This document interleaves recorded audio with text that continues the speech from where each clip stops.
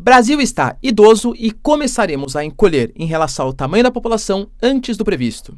O que significa isso para a sociedade brasileira e também para as contas públicas do país? Falar um pouquinho sobre o Tribunal da Venezuela, que delibera que o Nicolás Maduro de fato é o vencedor e considera que qualquer um que contestar ou até querer ou exigir as atas eleitorais será um terror tananã contra o Estado venezuelano.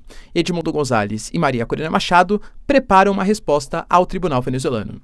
Falar um pouquinho também sobre o Trump, que faz um discurso de campanha em meio a um vidro antibalas, vamos colocar assim, a um vidro blindado, né? E a gente tem também o Obama e algumas outras figuras do Partido Democrata participando da convenção, inclusive fazendo brincadeirinhas com o Trump.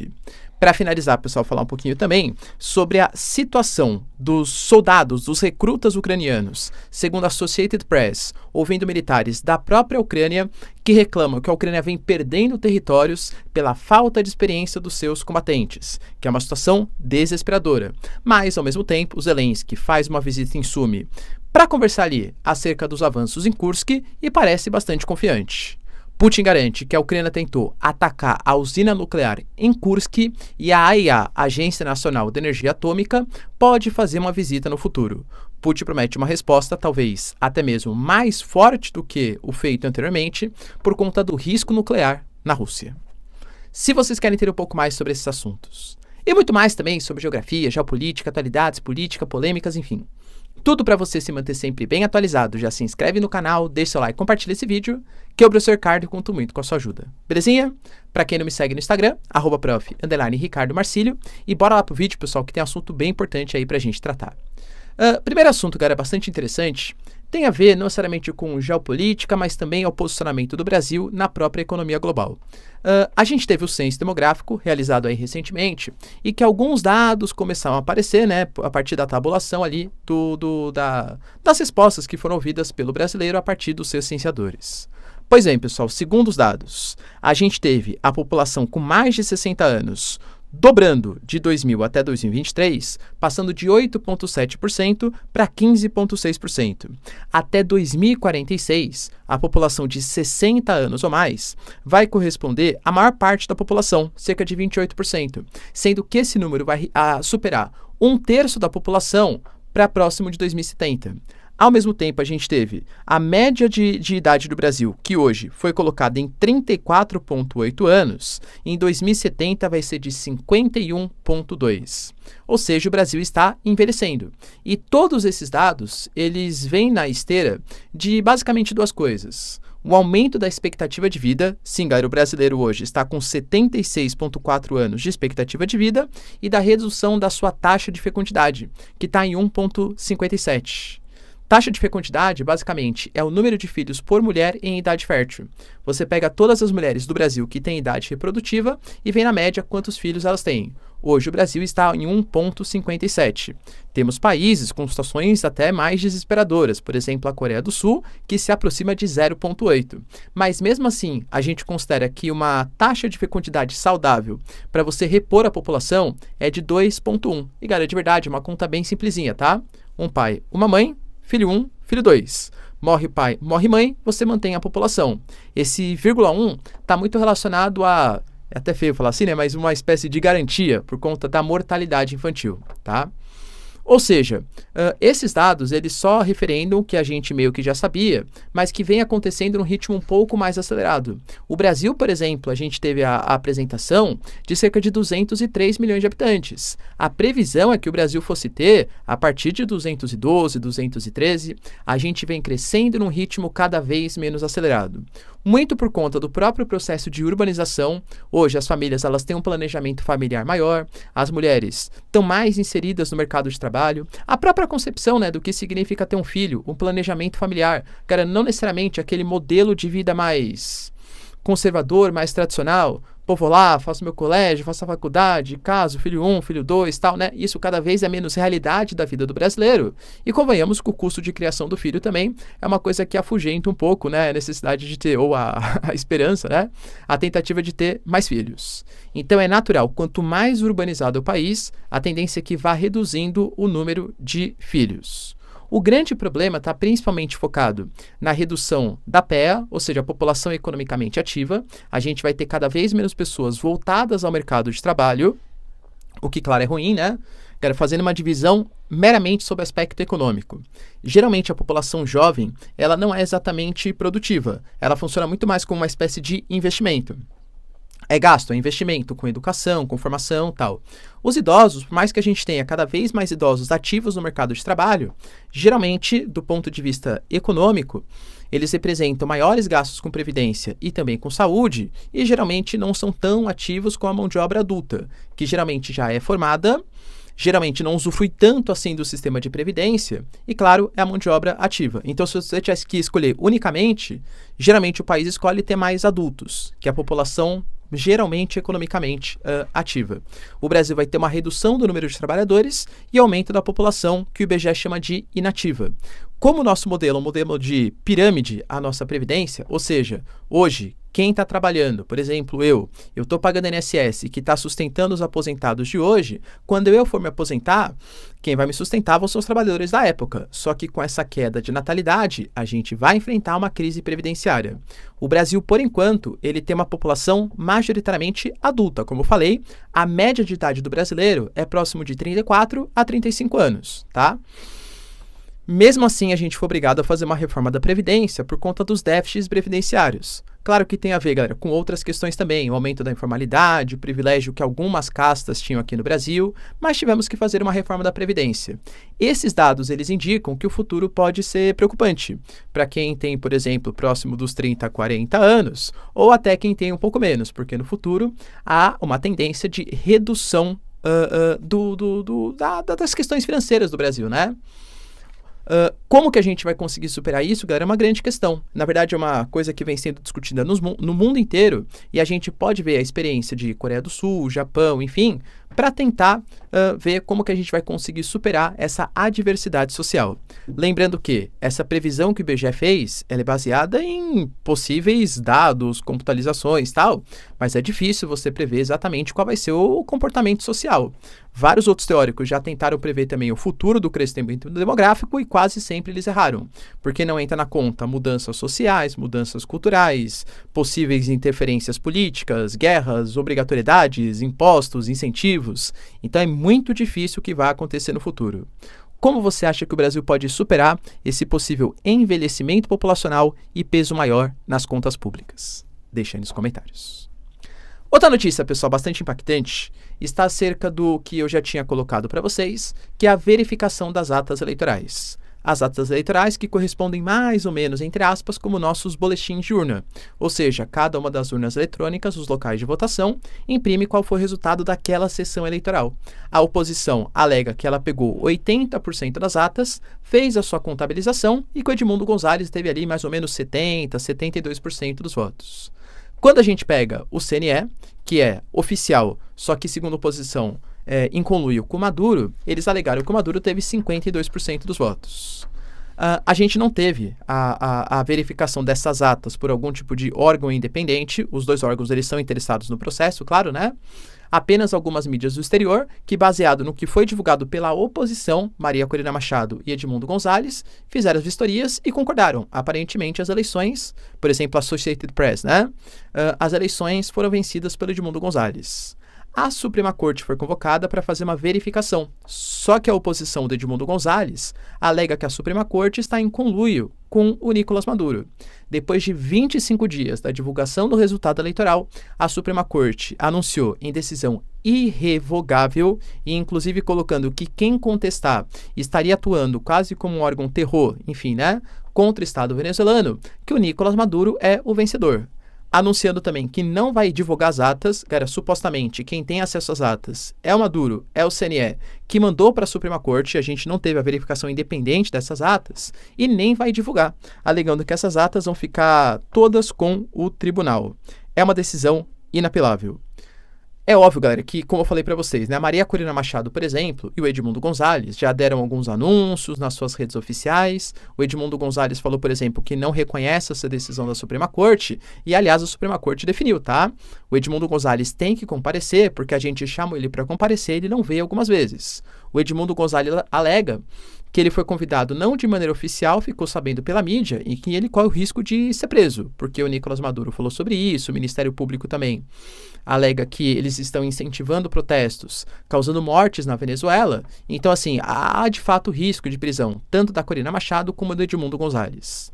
A Maria Corina Machado falou que ela está pensando exatamente como fazer esse processo de retaliação, qual vai ser a resposta que vai dar para o tribunal venezuelano, mas fica agora na conta dos mediadores. E aí, Brasil, Colômbia e até mesmo México, que falou que não ia mais participar enquanto não tivesse a decisão da Suprema Corte. Decidiram, mas não apresentaram as atas, que era o que o Brasil, Colômbia e México queriam. E aí, a Suprema Corte é considerado um órgão idôneo, um órgão imparcial para fazer a verificação das atas? Isso quer dizer que agora que a Suprema Corte venezuelana decidiu que sim, Nicolás Maduro é presidente, o Brasil também vai reconhecer? A Colômbia também? O México também? Inclusive a Suprema Corte da Venezuela colocou de novo uma provocação ao Brasil, colocando que, por exemplo, quando teve a vitória do Lula, havia contestação por parte da oposição do Bolsonaro que houve irregularidade, que houve fraude eleitoral. E a Venezuela respeitou a decisão dos órgãos competentes do Brasil e que o Brasil também deveria ir pelo mesmo caminho, respeitar as decisões das instituições venezuelanas. Vale lembrar que a gente tem o reconhecimento por parte do Irã, por parte da Turquia, por parte da Rússia, por parte da China, todos os países, excetuando a Turquia, né, mas que até pode fazer no futuro próximo, parte dos BRICS. Próxima cúpula dos BRICS, Maduro está lá convidado. E aí, a gente vai aceitar ou não vai? Se a gente não reconhece o Nicolás Maduro, isso pode comprometer nossas relações com os outros membros dos BRICS. Se a gente reconhece, a gente pode comprometer nossas relações com os nossos parceiros sul-americanos, com o Chile, por exemplo, país de esquerda que também não reconheceu a eleição do Edmundo Gonzalez, ou até com os membros do G7, comprometendo a nossa inserção em organismos importantes internacionais. O Brasil quer fazer parte do Conselho de Segurança Permanente da ONU, a gente quer reformar instituições como o FMI, como o Banco Mundial. E aí, galera, qual vai ser o posicionamento do Brasil, hein? Vamos ver o que o Celso Amorim, o que o Mauro Vieira e principalmente o que o Lula vai falar sobre esse resultado da Venezuela. A gente teve também, pessoal, notícias bem importantes de, na verdade, não exatamente convenções, né? Convenção somente do Partido Democrata, que contou com a presença da Kamala Harris, do Tim Walz, claro, né? Os dois candidatos aí, mas com discursos importantes de líderes democratas, principalmente do Bill Clinton e do Obama, e também da Michelle Obama. E aqui eu não tô julgando, galera, de verdade, se ele é bom, se ele é ruim, a gente pode fazer uma aula só sobre o governo Obama, tá? Mas uma coisa, que mesmo que você não goste dele, você vai ser obrigado a admitir, é que o cara é um excelente orador, o cara é um excelente comunicador, tá? E nas declarações que ele fez, ele, assim, falou muito melhor que o Biden praticamente todo o seu tempo de mandato, muito melhor que a Kamala Harris, inclusive, também, tá? E ele falou sobre o perigo, que eu acho que é o que o Partido Democrata vai querer colocar nesses últimos meses de campanha eleitoral, do perigo para a geopolítica internacional, porque o Trump ele é visto como um pouco mais isolacionista, pode minar o apoio à Ucrânia, minar o apoio à OTAN, alegando que ele não compreende a geopolítica internacional e os riscos à democracia, falando da possível interferência nas eleições da Geórgia, sobre a questão da invasão ao Capitólio e outros pontos polêmicos acerca do seu mandato, né, quando ele foi presidente. E aí ele fez até uma piadinha, falou que o Trump ele tem fixação sobre tamanhos. Galera, cada presidente tem uma mania, cada orador tem uma mania, né? Inclusive eu também, não que eu seja, né, comparável aí, não tô falando isso. Mas o Trump, geralmente faz um discurso assim, né, ó, ele fica mudando a posição das mãos.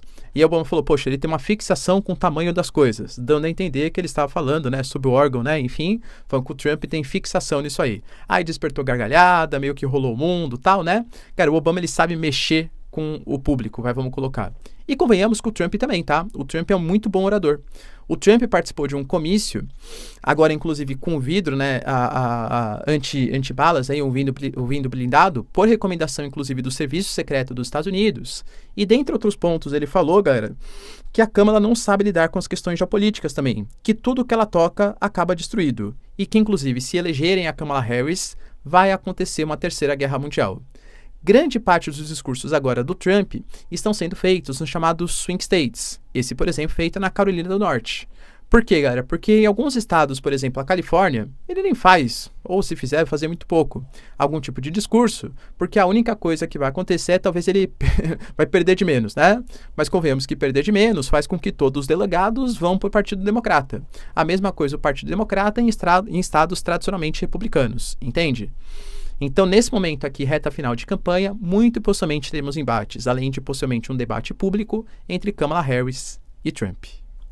Para finalizar, pessoal, notícias importantes acerca de uma reportagem que a Associated Press fez, ouvindo alguns militares de alta patente da Ucrânia, alguns comandantes ucranianos, reclamando da posição e da atuação dos recrutas, dos militares ucranianos. Vale lembrar que o Zelensky ele precisava de novos militares e ele mudou a sua política de recrutamento em maio. Alega-se, galera, que principalmente para a infantaria precisam-se mensalmente, enfim, dezenas de milhares de militares. E, de novo, né? Uma coisa é você ir como voluntário, ou você já faz parte do exército, outra coisa é você ficar chamando reservista, convocando pessoas que não estão acostumadas com o campo militar. Por exemplo, eu sou um reservista do Exército Brasileiro, mas, galera, nunca agi em nada nesse sentido, entende? Se eu for convocado para um campo de batalha, eu preciso pelo menos de algum tipo de treinamento para saber como faz algum tipo de montagem, usar os equipamentos. E convenhamos que mesmo com esse treinamento, eu não sou formado sob a lógica militar. Talvez quando eu ouça algum barulho mais poderoso acontecendo, eu fique um pouco desesperado, admitindo aqui para vocês, né? Porque, galera, faz parte do cidadão médio, né? O que a Ucrânia vem fazendo, e a Rússia também, tá? Mas nesse caso, a Ucrânia foi a reclamação dos comandantes ucranianos, esse recrutamento sem o devido treinamento. A gente teve, por exemplo, líderes falando que os novos recrutas não sabem atirar, eles não sabem montar armas e nem usar os equipamentos básicos de combate. Que, inclusive, eles não acreditam nos planos de batalhas dos seus superiores e simplesmente fogem das suas posições. Falando isso, muito por conta dos avanços que a Rússia vem fazendo em Pokrovsk. Para quem não sabe, é uma região conhecida como uma cidade, um centro logístico, que abre caminho para Sloviansk, possivelmente para Kramatorsk, e aí sim a consolidação do domínio de Donetsk, que era um dos objetivos iniciais da Rússia desde o início dos conflitos. E aí, a Ucrânia vem constantemente perdendo posições. Esses líderes, esses comandantes ucranianos alegam que é porque simplesmente os soldados veem que tem militares do outro lado e não têm coragem de atirar e fogem das suas posições. Então a Rússia basicamente está avançando contra ninguém. Até falaram, né, que uma das táticas, por exemplo, que a Ucrânia poderia estar utilizando no campo de batalha com a invasão em Kursk era fazer com que esses militares mais experientes que hoje avançam pelo leste ucraniano tivessem que voltar para o território da Rússia e aí enfraquecesse um pouco esse avanço da Ucrânia, que aparentemente da Rússia. Aparentemente não é isso que está acontecendo, tá? Ou seja, eu diria que a Ucrânia está um pouco decepcionada aí com seus militares. Em Pokrovsk, por exemplo, a gente teve a evacuação de 58 mil residentes. Cidades próximas também foram evacuadas pelo governo ucraniano, porque a Rússia avança a passos largos em Donetsk, que é um dos objetivos principais. Hoje a gente teve, por exemplo, o Zelensky fazendo uma visita a Sumy, bem ali na fronteira da regiãozinha de Kursk, né? Ele se reuniu com o Syrskyi, o general comandante lá das Forças Armadas da Ucrânia, e falou de novo dos ganhos que a Ucrânia teve, que agora deve avançar para outras posições, consolidando talvez até mais de 1.700 km² de área no território de Kursk. Mas convenhamos, galera, até o próprio Estados Unidos falou isso. A gente teve uma reportagem da NBC News, por exemplo, ouvindo funcionários militares gabaritados dos Estados Unidos, que ainda não está claro exatamente qual que é o objetivo da Ucrânia com essa invasão em Kursk. É o quê? Talvez seja mostrar que o Putin não é tudo isso, porque, convenhamos, foi até uma brincadeira que os soldados ucranianos fizeram. Na verdade, né, as fontes oficiais da Ucrânia fizeram. Olha, a gente avançou aqui em Kursk e a gente não achou nenhuma linha vermelha no chão. Professor, como assim? O Putin sempre falava, lembra, né? Qualquer interferência ocidental no conflito vai ser uma linha vermelha. Começaram a repassar financiamento e não teve linha vermelha nenhuma. Qualquer ataque à Crimeia, agora sim é a linha vermelha.